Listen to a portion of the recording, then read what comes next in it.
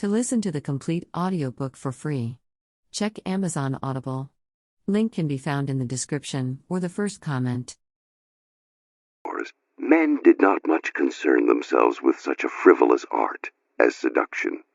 Then, in the 17th century, came a great change. Men grew interested in seduction as a way to overcome a young woman's resistance to sex. History's first great male seducers, the Duc de Lauzun, the different Spaniards who inspired the Don Juan legend, began to adopt the methods traditionally employed by women. They learned to dazzle with their appearance, often androgynous in nature, to stimulate the imagination, to play the coquette.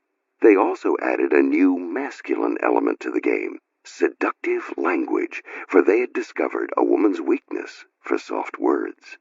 These two forms of seduction, the feminine use of appearances and the masculine use of language, would often cross gender lines. Casanova would dazzle a woman with his clothes. Ninon de l'Enclos would charm a man with her words. At the same time that men were developing their version of seduction, others began to adapt the art for social purposes. As Europe's feudal system of government faded into the past, courtiers needed to get their way in court without the use of. To listen to the complete audiobook for free, check Amazon Audible. Link can be found in the description or the first comment. Force.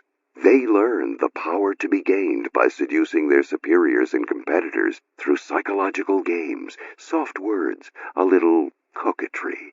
As culture became democratized, actors, dandies, and artists came to use the tactics of seduction as a way to charm and win over their audience and social milieu. In the 19th century, another great change occurred. Politicians like Napoleon consciously saw themselves as seducers on a grand scale. These men depended on the art of seductive oratory, but they also mastered what had once been feminine strategies, staging vast spectacles, using theatrical devices, creating a charged physical presence. All this, they learned, was the essence of charisma, and remains so today. By seducing the masses, they could accumulate immense power without the use of force. Today, we have reached the ultimate point in the evolution of seduction. Now, more than ever, force or brutality of any kind is discouraged. All areas of social life require the ability to persuade people in a way that does not offend or impose itself. Forms of seduction